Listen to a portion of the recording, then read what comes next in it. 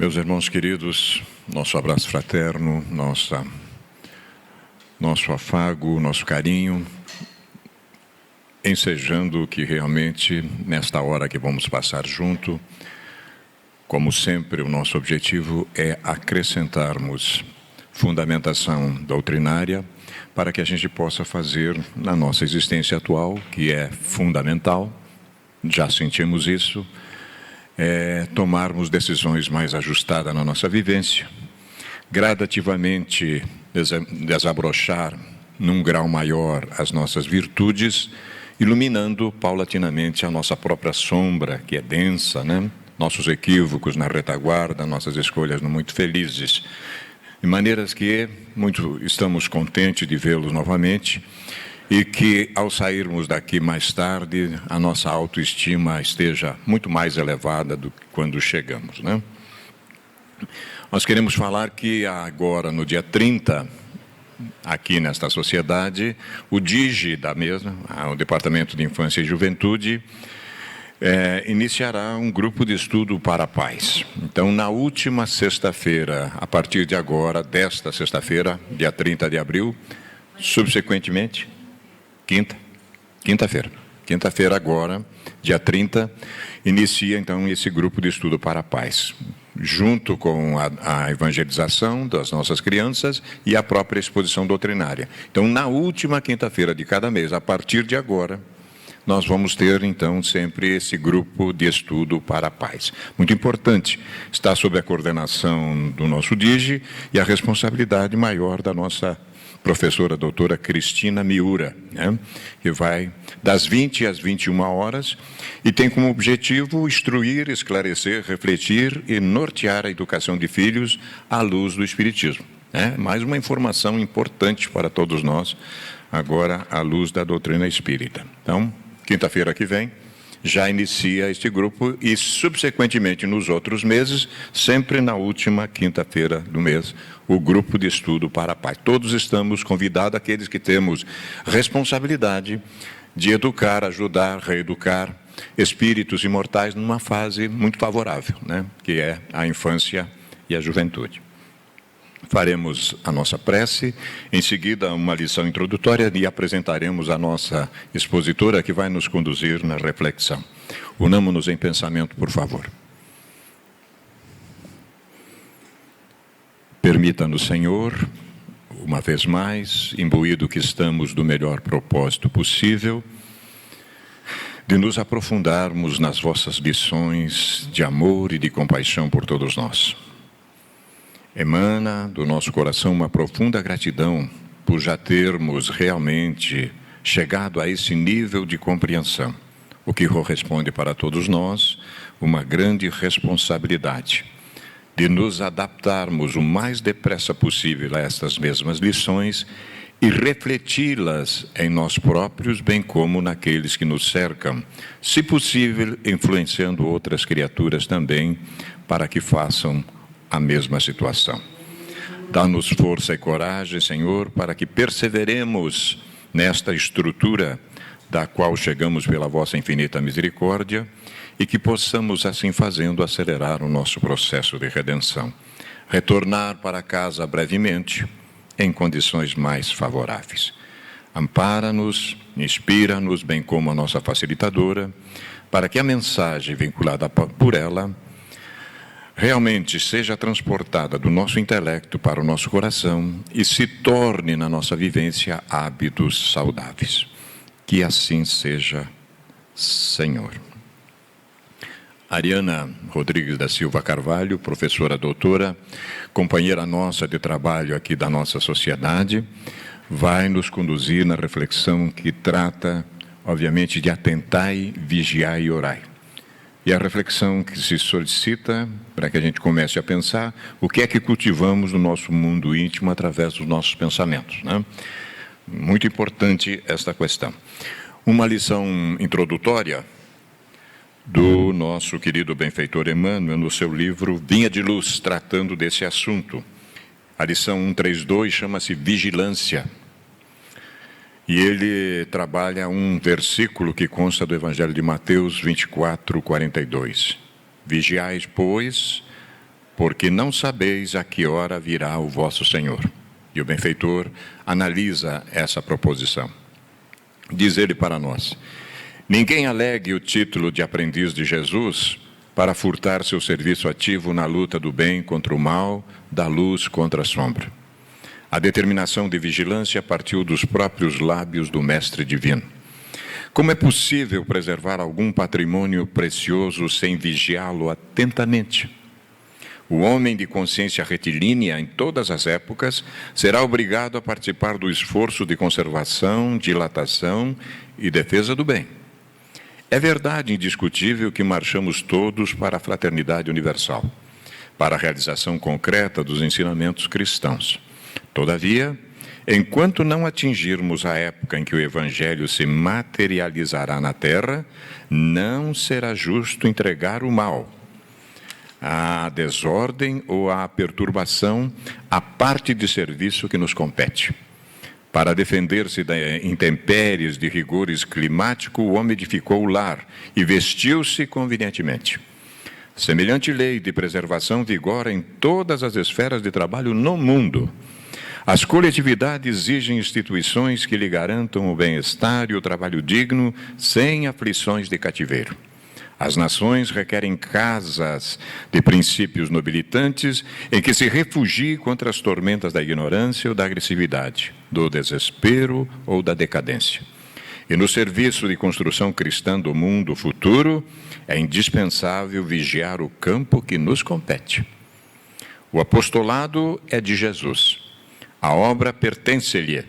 Ele virá no momento oportuno a todos os departamentos de serviço, orientando as particularidades do ministério de purificação e sublimação da vida. Contudo, ninguém se esqueça de que o Senhor não prescinde da colaboração de sentinelas. É interessante a conceitação e que a nossa Ariana vai passar por esse caminho, nos iluminando ainda mais. Então, honrados mais uma vez, vamos ouvi-la. Boa tarde. Que maravilha podermos nos reunir nessa tarde, início da noite, entre amigos queridos, ou entre aqueles que estamos nos cruzando pela primeira vez, quem sabe, para podermos conversar um pouquinho sobre o Evangelho de Jesus. Só temos a agradecer por já estarmos nesse patamar, de já optarmos por estarmos reunidos em nome dele. E é sobre ele, sobre os seus ensinamentos, que nós viemos conversar um pouquinho. Conduzir a nossa conversa por meio de uma de suas parábolas, por meio de uma de suas máximas.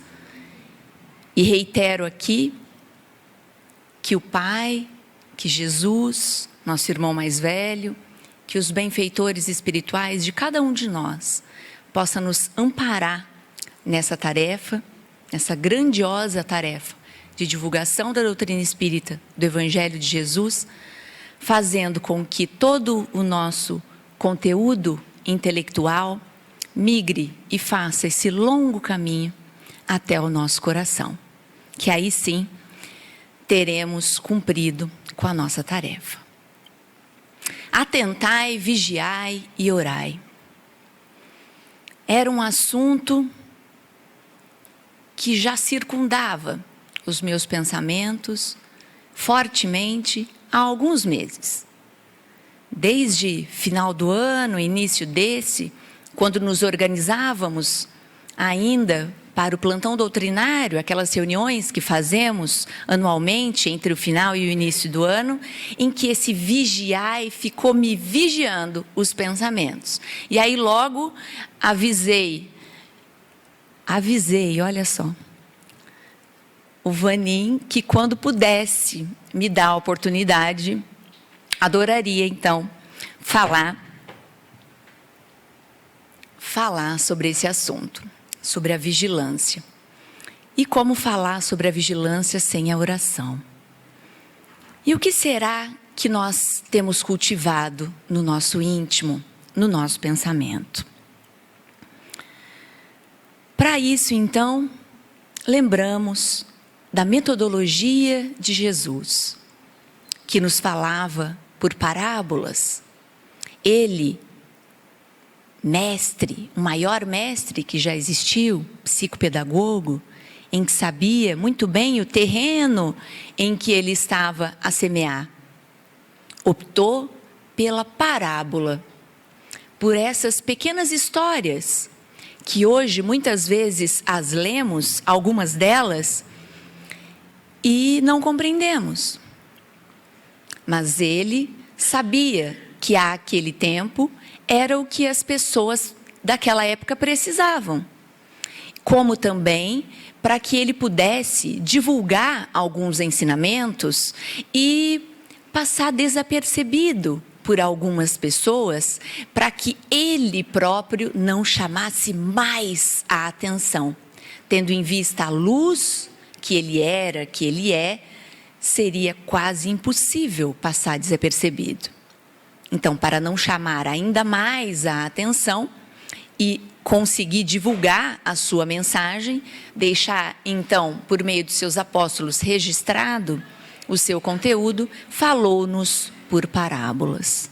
E também já sabia que ao nosso tempo nós teríamos a terceira revelação, a doutrina espírita, que viria colocar luz a todo o seu ensinamento, retirando o véu de muito daquele conteúdo que ele precisou abordar nas entrelinhas. E é por aí, embasado na psicologia profunda, que conversaremos sobre vigiai, orai, para que não entreis em tentação. Registrado no Evangelho de Mateus, capítulo 26, versículo 41. Mas de que se trata? Por que nós devemos vigiar? Para facilitar o nosso raciocínio, fomos até o dicionário. Como que eu vou fazer algo que eu não sei do que se trata? E aí o dicionário nos esclarece.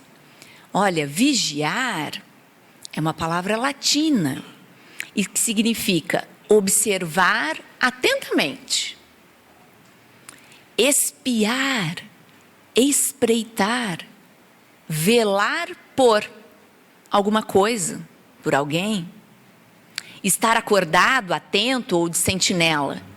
E aqui ainda no Brasil, procurar, campear. E aí precisamos ampliar esse conteúdo que o dicionário nos esclarece. Que quando o Cristo nos diz, vigia, está tentando nos dizer, observa atentamente. Espia, continuamente. Vela. Esteja sempre acordado, atento ou de sentinela. Para quem? Para o quê? Para situações dos outros? Para a casa do vizinho? Não.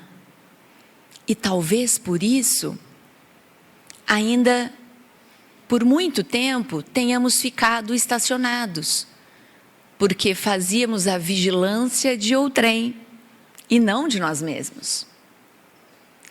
E essa vigilância se trata do nosso íntimo. Essa vigilância, o doutor Alírio de Cerqueira Filho,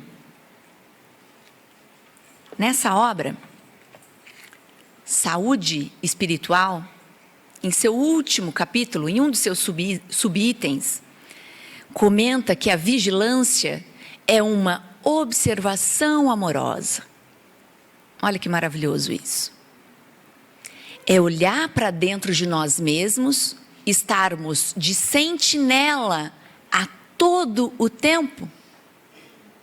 Que estejamos velando por nós a todo o tempo, amorosamente. Amorosamente. E aí lá na obra O Consolador, ele nos dá a medida de como nos observar amorosamente. Da mesma maneira que Santo Agostinho nos orienta na questão 919 de O Livro dos Espíritos, quando trata do conhecimento de si mesmo, para que tenhamos o equilíbrio em saber se estamos olhando com amor para nós mesmos ou se estamos deixando escapulir alguma coisa, nos dá a medida correta. Como que eu vigiaria o outro? O que eu gostaria que o outro me fizesse? Não é isso que Santo Agostinho nos orienta? Que eu faça a mesma coisa pelo outro. Então, essa é a medida da nossa vigilância. É natural. É da natureza do ser humano, mas que precisamos ir vencendo essas nossas tendências, dessa nossa vigilância do cisco no olho do outro, enquanto ainda não conseguimos perceber, não conseguimos notar a trave nos nossos olhos. E aí então, é que o ensinamento de Jesus, e aí agora com a iluminação da doutrina espírita, da psicologia profunda, nos aponta, nos relembra, nos indica que temos que ter amor nesse olhar, nessa vigilância, para que vigiemos a nós mesmos. Vigiar então o quê? Estamos já no tempo em que podemos falar que a nossa missão é vigiar os nossos pensamentos. Nas nossas rodas de conversa, nós já dizemos uns aos outros: nossa, passei por uma situação em que eu disse tal coisa, eu me arrependi tanto, não queria ter dito. Estou rezando e pedindo a Deus a oportunidade para me refazer em relação a isso, tendo em vista que o verbo solto ao vento, dificilmente conseguimos recuperá-lo. Olha só a nossa evolução. Antes, falávamos aos quatro cantos e nem nos importávamos. Maledicência era muito forte no nosso meio. Já estamos caminhando para a luz, já estamos melhorando. Então hoje já damos um passinho mais adiante e falamos sobre a vigilância do nosso pensamento, do nosso pensamento. E aí a mentora Joana de Ângeles finaliza um de seus capítulos nessa obra, Atitudes Renovadas, dizendo para a gente que quando nós conseguirmos alcançar esse intento de controlar o nosso pensamento, que estará na altura de quando nós descobrimos o fogo pela primeira vez. Conseguimos imaginar? Controlar o nosso pensamento. Nós ainda estamos em um momento que só de dizer para nós mesmos, eu não quero pensar nisso, eu não quero pensar nisso, o que acontece? Pensamos mais ainda, não é verdade? Então a vigilância do pensamento provavelmente não esteja por aí. Precisamos amadurecer. Mas Jesus nos orienta. Nos orienta iniciando essa orientação já esclarecendo sobre a tentação. Já que nós estamos nos atentando, vigiando e orando para que não caiamos em tentação, então para que eu estou tendo todas essas atitudes para cair em tentação? De que se trata? Para que eu estou me movimentando para essa mudança toda, sendo que essa tentação não me é clara? E aí, o Dr. Alírio continua comentando nessa obra Saúde Espiritual que popularmente a tentação é vista como coisas externas que nos atraem ao mal. Afasta de mim. Isso para mim é uma tentação. Não dizemos isso? Mas e na proposta de Jesus? Tem a ver com as nossas próprias tendências inferiores, relativas ao nosso ego, e que nos levam ao uso inadequado de nosso livre-arbítrio. As nossas más tendências, as nossas más inclinações. Percebem que até agora nós não falamos de nada externo, só interno. O nosso eu é que precisa estar desperto, atento, vigilante, para que percebamos as minúcias registradas em nós e que viemos arrastando conosco por todas essas existências. Afinal, essa não é a nossa primeira encadernação, não é isso?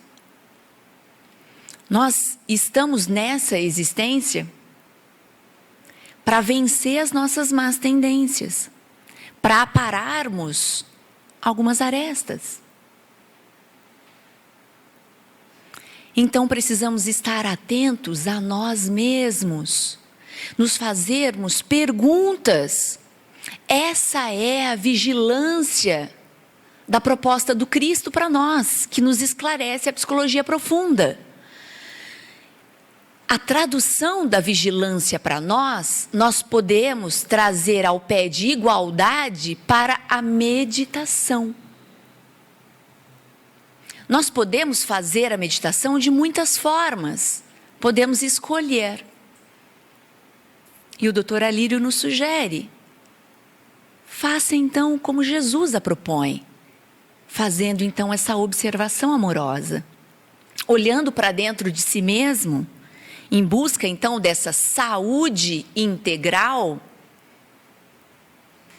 desse equilíbrio, e nos perguntando, por que isso me desequilibra tanto? E ao invés de sairmos enveredados por aí, reclamando, que continuemos os questionamentos íntimos. Mas o que isso tem a me ensinar?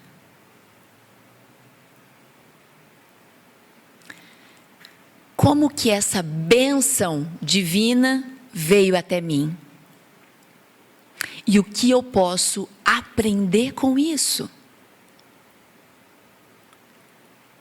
Isso trata da vigilância, da observação amorosa.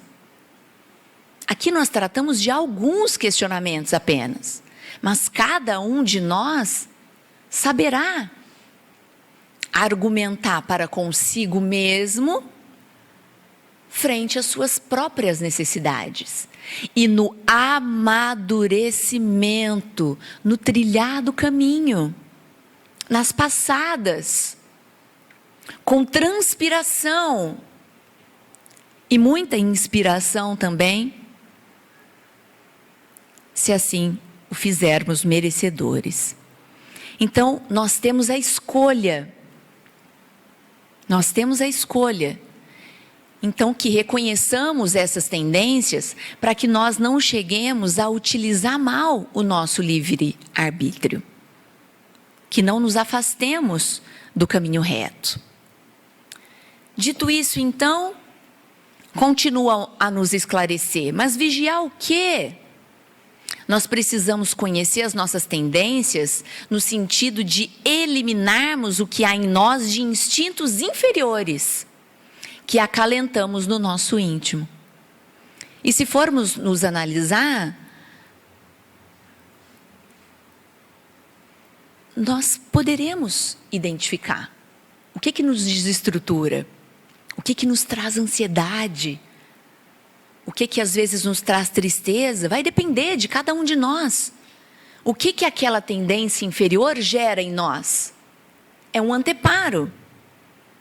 Algo que gera outra coisa. Uma coisa que gera outra coisa. Por exemplo, podemos falar materialmente do consumismo, do trânsito, das opiniões divergentes. Ah, mas eu precisava tanto daquilo. E aquele pensamento, tum, tum, tum, tum, tum. Por um instante a gente diz, não, preciso não. Aí quando vê, de novo, aquele pensamento forte.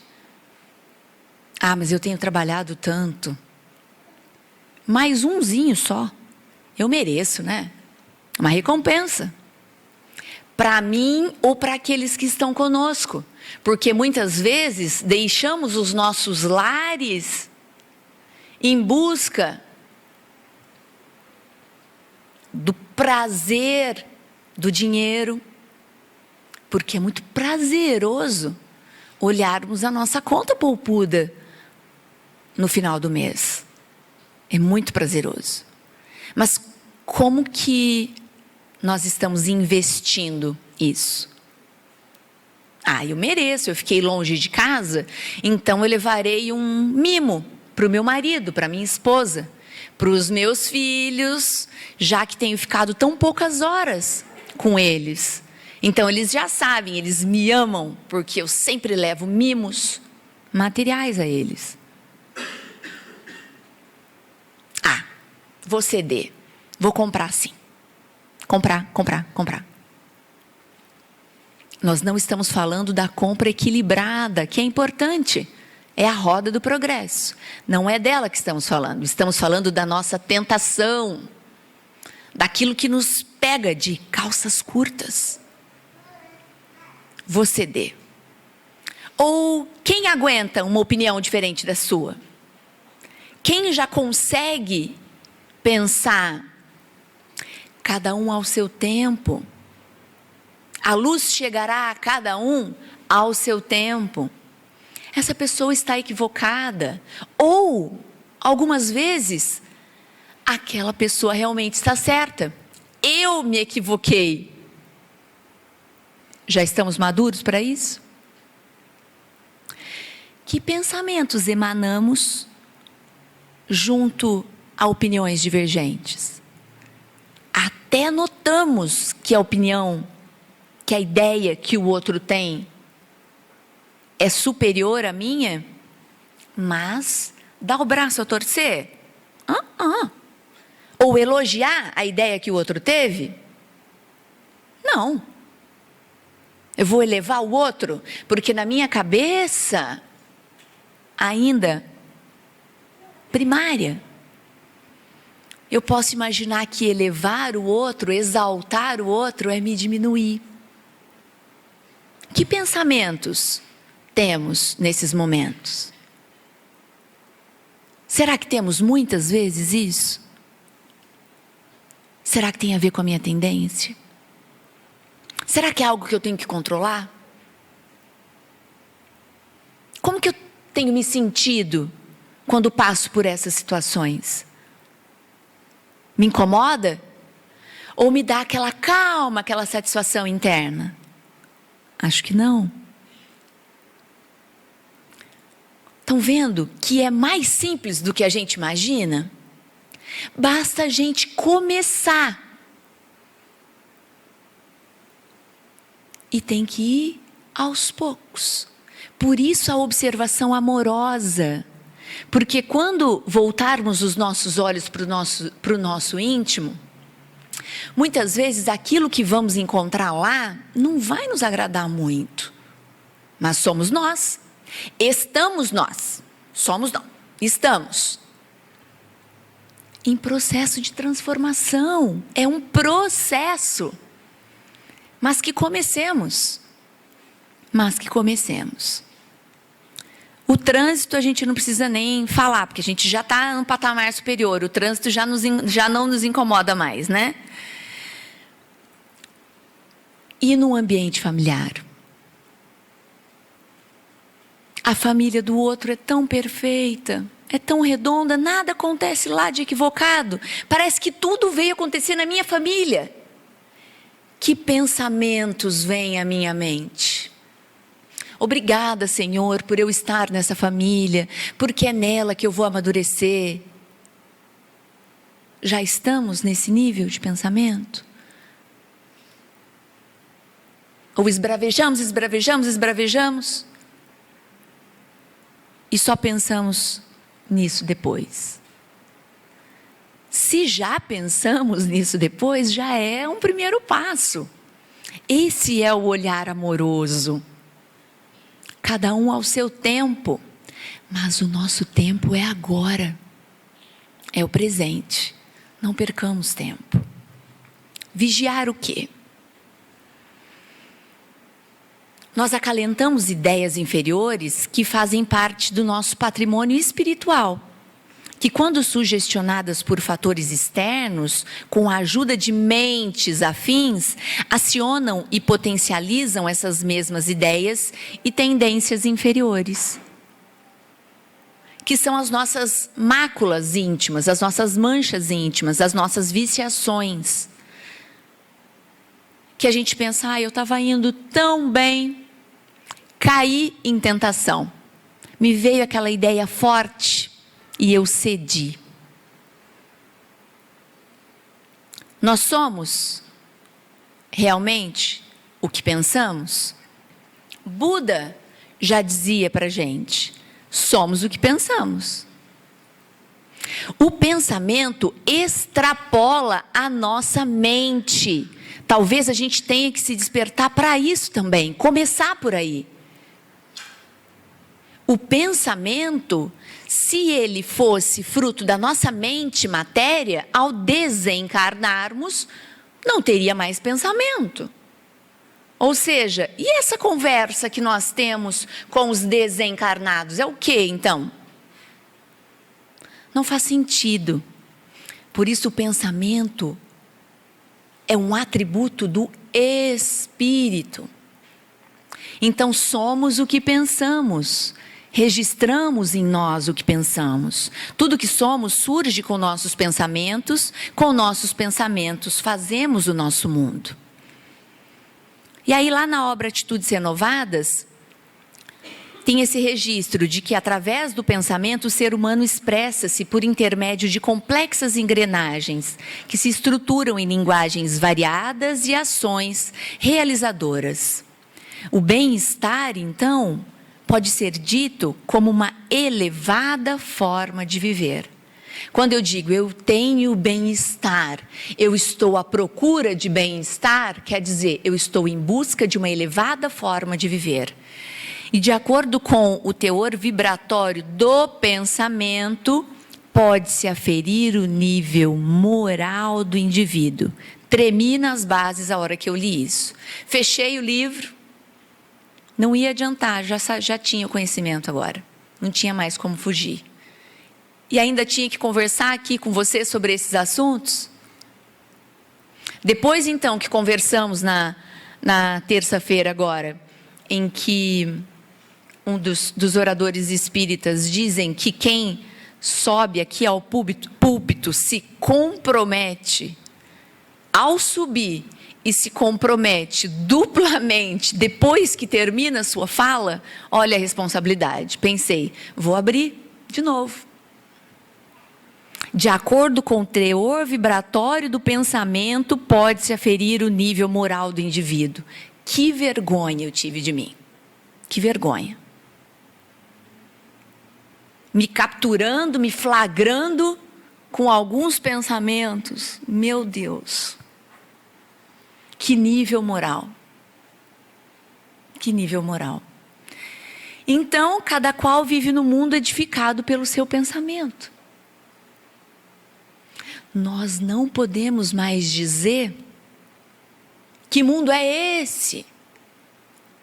É o mundo que nós edificamos. É o mundo que nós edificamos. Mas podem ser influenciados, então, os pensamentos? E os pensamentos podem influenciar nossas ações? Porque se não influenciar as nossas ações, então vamos ficar com o livro fechado, né? Não vamos seguir adiante. Mas influencia.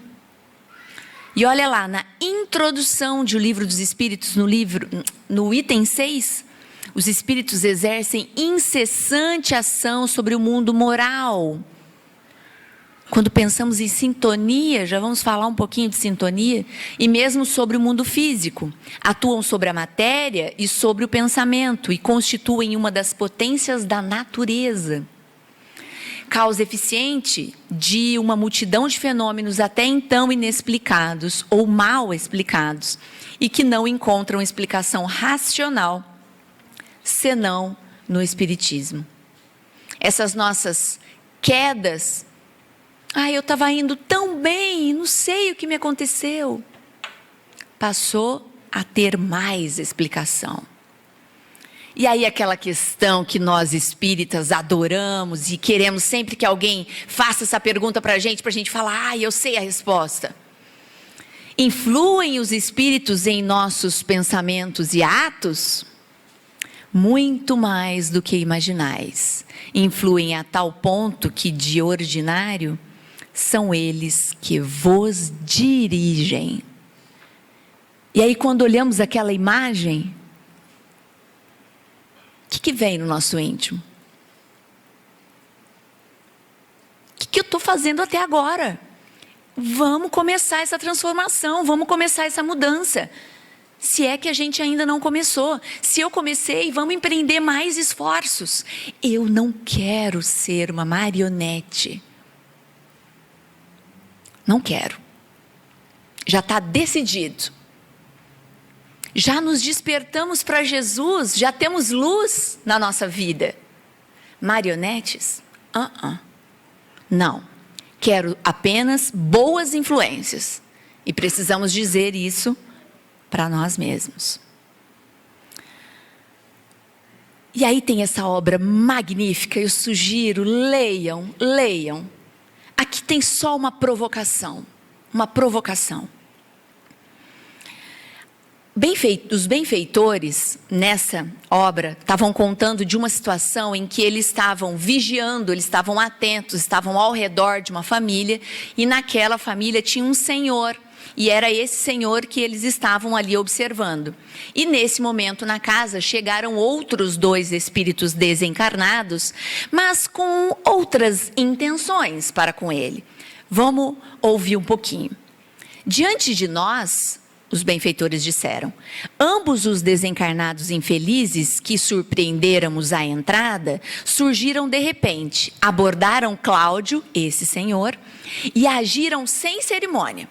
Um deles tateou-lhe um dos ombros e gritou, insolente. O Cláudio não estava percebendo, o Cláudio não notava os desencarnados, não dessa maneira.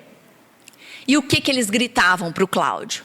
Beber, meu caro, quero beber. A voz escarnecedora agredia a sensibilidade dos benfeitores, a sensibilidade auditiva. Mas Cláudio, porém, não lhe pescava o mínimo som. Mantinha-se atento à leitura, inalterável. O Cláudio estava lendo um jornal na parte da política que ele adorava. E fumando o seu cigarro. Já estava a fumar o seu cigarro. E ali no móvel da sala, como um belo enfeite, várias garrafas de bebida alcoólica. Prato cheio. Atração para esses irmãozinhos desavisados. Contudo, se não possuía tímpanos físicos para qualificar a petição, trazia na cabeça a caixa acústica da mente sintonizada com o apelante. Eu vou confessar que eu tenho pavor de ler essas coisas.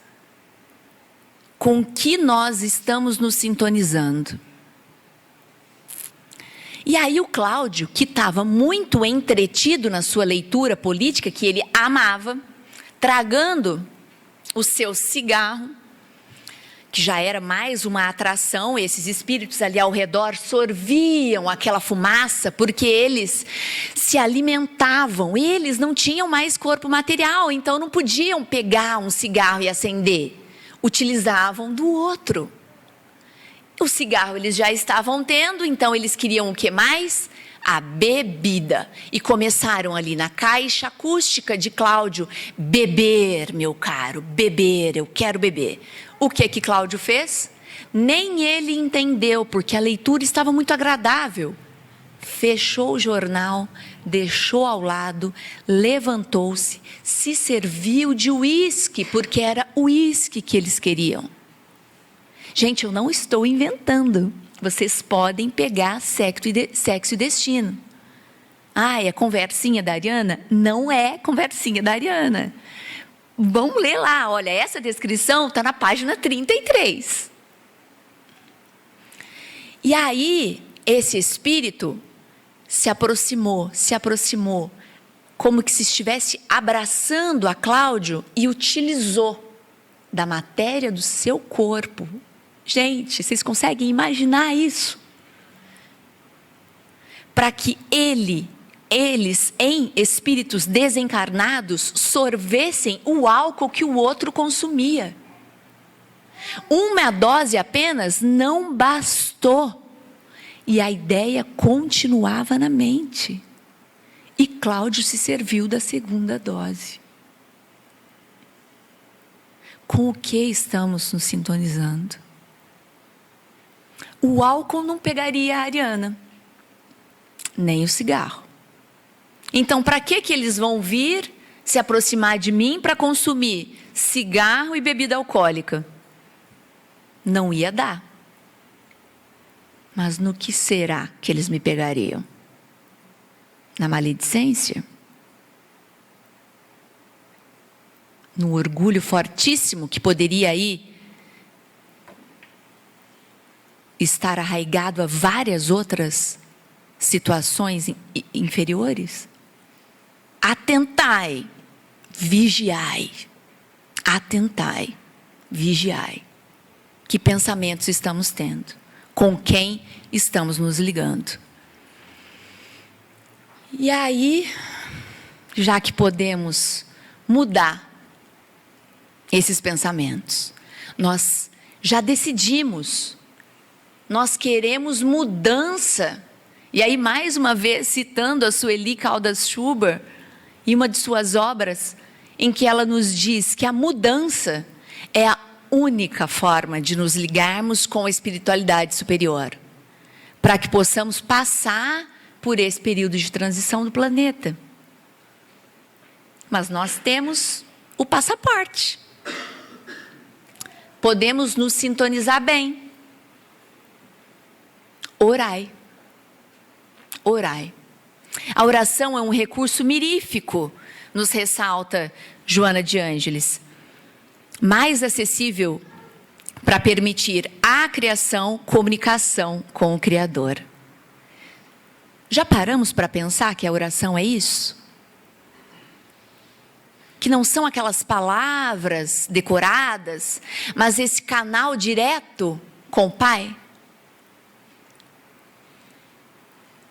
Ponte invisível de energias sutis faculta a união da alma com o genitor divino, por cujo meio esta áurea as forças e a inspiração para os cometimentos difíceis da existência.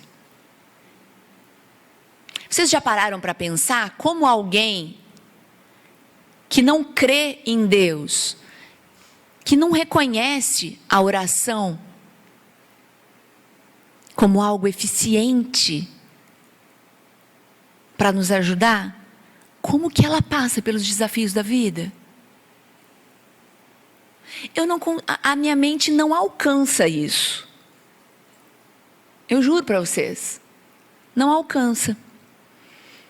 E aí, citando uma brincadeira que o Dr. Haroldo comentou em uma de suas exposições, tem que ter muita, até foi aqui em Cascavel a exposição, tem que ter muita fé para não acreditar em Deus, né? Frente a tudo isso que a gente tem nas nossas vidas. Imagine, gente, um desafio. Pense na vida de vocês. Se é que todos nós já passamos por desafios daqueles que nos arrocham. Como que nós teríamos nos sustentado? Como que nós estamos nos sustentando se não fosse o recurso da oração? Se não fosse essa ponte direta com Deus? Vocês conseguem imaginar? Eu não consigo. A oração, ela cria as condições e as circunstâncias para meditação. Olha lá, lembra que o doutor Alírio comentou que a meditação e a vigilância são a mesma coisa? Que projeta o psiquismo nas esferas elevadas, assim equilibrando a saúde e as aspirações, por melhor orientar o sentido da existência e a programática da reencarnação. Quem nunca se reconheceu, para aqueles de nós que já consegue reconhecer quando a gente, no estalar de dedos, não fica bem? Eu vou confessar para vocês que eu reconheço com um aperto no peito. Como se tivesse uma nuvem assim, sabe? Se eu tivesse que trazer do abstrato para a matéria, quando eu estou nessas situações que são as difíceis, ou em períodos que eu nem sei por que eu estou daquele jeito, o que eu estou sentindo? Eu estou sentindo um aperto no peito, uma situação esquisita, como se tivesse uma nuvem cinza. Eu não quero nuvem cinza e não quero aperto no peito.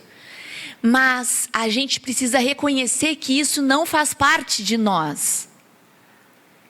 A gente não precisa aceitar isso na gente. Mas entender que jeito que isso aqui veio parar aqui. Aqui não é lugar dele. Eu sou um ser lucigênito. A minha origem é luz. Comenta Joana de Ângeles para conosco. Sombra e nuvem tampando a luz? Não quero. E aí, você nem sabe muitas vezes o que te trouxe aquela sensação. Às vezes a gente não reconhece, não consegue perceber. Mas aí, olha lá, a oração cria para a gente essa condição. Pai, me ajuda, me ampara, para que eu saia dessa sintonia que eu nem percebi como eu entrei, mas que eu saia dela, porque não está me fazendo bem. E aí cada um de nós já vai ter a sua formulazinha. Uma música, uma oração, ou ficar conversando com Deus, direto, em voz alta ou em pensamento, uma leitura, ou tudo isso junto. O que ajuda cada um? É cada um que vai reconhecer. Olha o conhecimento de si mesmo. Olha o vigiai. A observação amorosa. Como que eu faço para sair disso? Para mudar os meus pensamentos? Se eu ainda não consigo controlar, como que eu faço para mudar? E em busca do equilíbrio, a prece faculta uma imediata mudança de comportamento, em razão das energias que a constituem, acalmando interiormente e predispondo à luta de autocrescimento. É isso que eu quero. Isso aí que eu quero para mim. Eu quero me acalmar intimamente e eu quero ir em busca desse autocrescimento. Pronto. Recurso da oração. Eureka. O mapa da mina. É só seguir adiante. Constitui um revigorante mecanismo de equilíbrio, tanto psicológico quanto moral. E aí vem aqui em o Evangelho segundo o Espiritismo, no seu capítulo que por inteiro comenta sobre pedi e obtereis. Que possamos ler e nos inundar no conteúdo desse capítulo. em que nos comenta aqui que não nos vai ser concedido tudo o que nós queremos. Que até a forma de orar nós precisamos aprender.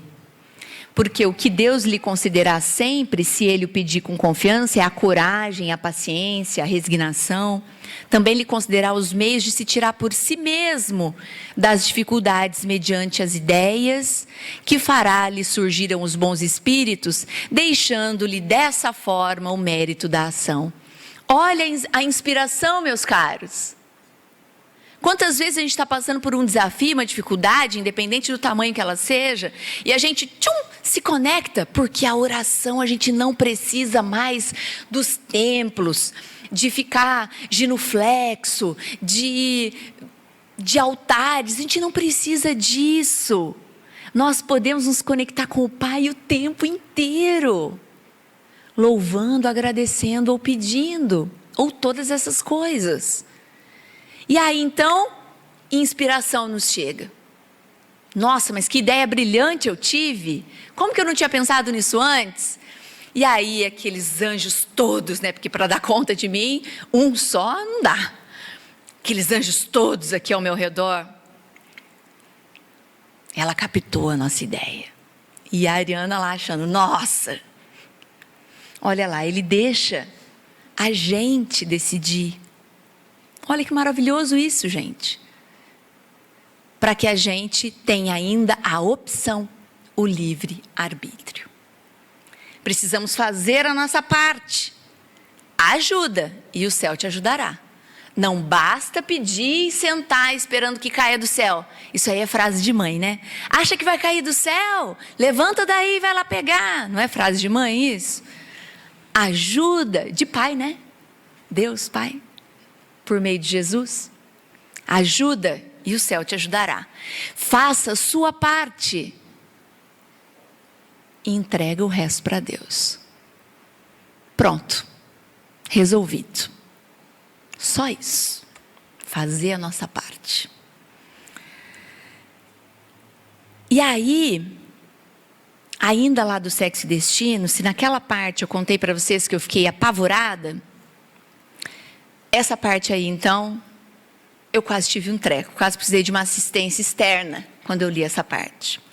Essa parte aí, uma das personagens do livro, ela tá para se encontrar com quem ela acha que é o seu amado. E, na verdade, é uma outra pessoa que armou para se encontrar com ela. E, na verdade, ele é outra pessoa. Eu fico contando o livro para vocês. Eu sou uma chata, né? Ele é o pai dela. Imagine, um fratricídio. Eles não sabem disso. Ela sabe, ele não. De que ele é o pai dela. E ele se apaixona por ela e arma essa situação deles se encontrarem num hotel para uma conjunção carnal. E aí os benfeitores, vendo que aquele fratricídio está para acontecer, necessitava desdobrar medidas de proteção. Entender-me com algum amigo encarnado. Eles queriam atrapalhar os planos, entende? Para que aquele fratricídio não acontecesse. Em ligação com o grupo, sugerir providências que evitassem a consumação do projeto. Criar circunstâncias em que o socorro chegasse em nome do acaso. Mas, entretanto, debalde, isso os benfeitores falando, girei da pensão alegre ao escritório, que são os lugares por onde essa moça passava e que poderia receber influências para que ela não chegasse a esse encontro. Ele foi da pensão alegre ao escritório, do escritório à loja, da loja ao banco, do banco ao apartamento no Flamengo. Ninguém estendendo antenas espirituais com possibilidades de auxílio, ninguém orando, ninguém refletindo. Em todos os lugares, pensamentos entouçados sobre raízes de sexo e finança, configurando cenas de prazeres e lucros, com receptividade frustrada para qualquer interesse de outro tipo. Até mesmo um dos chefes de Marita, por que ele pensou?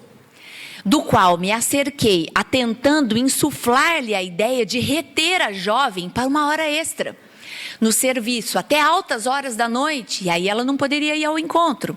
Ao sentir-lhe a imagem na tela mental, transmitida por mim, para início do entendimento, acreditou, ele conseguiu captar a mensagem.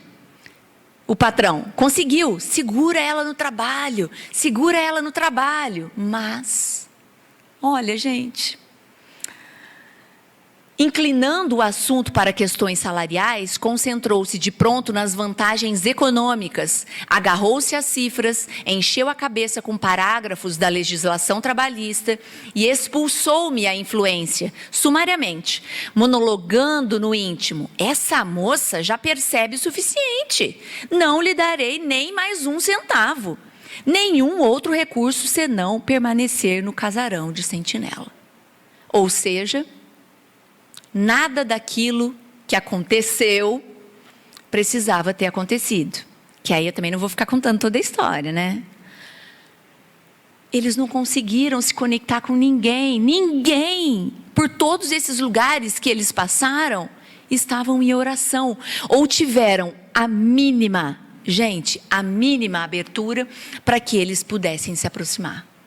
Pensamentos materialistas, de sexo e de dinheiro, que impediam que esses benfeitores se aproximassem. Com o que estamos nos conectando? E aí vem o Espiritismo, que nos faz compreender a ação da prece, ao explicar a forma de transmissão do pensamento, seja quando o ser a quem oramos atende ao nosso apelo, seja quando o nosso pensamento eleva-se a ele. Vamos nos adiantar em relação a essa parte do Evangelho, em que trata do pedir e obtereis, em que fala, então, que nós estamos envoltos todos nesse fluido universal. E é por isso, então, que a nossa vontade consegue chegar até aos nossos espíritos benfeitores, e por isso também que qualquer outro pensamento pode chegar até nós. Basta nós nos sintonizarmos. E aí o questionamento: com o que queremos nos sintonizar? A energia da corrente está na razão direta da energia do pensamento e da vontade. Então, o que nós estamos querendo?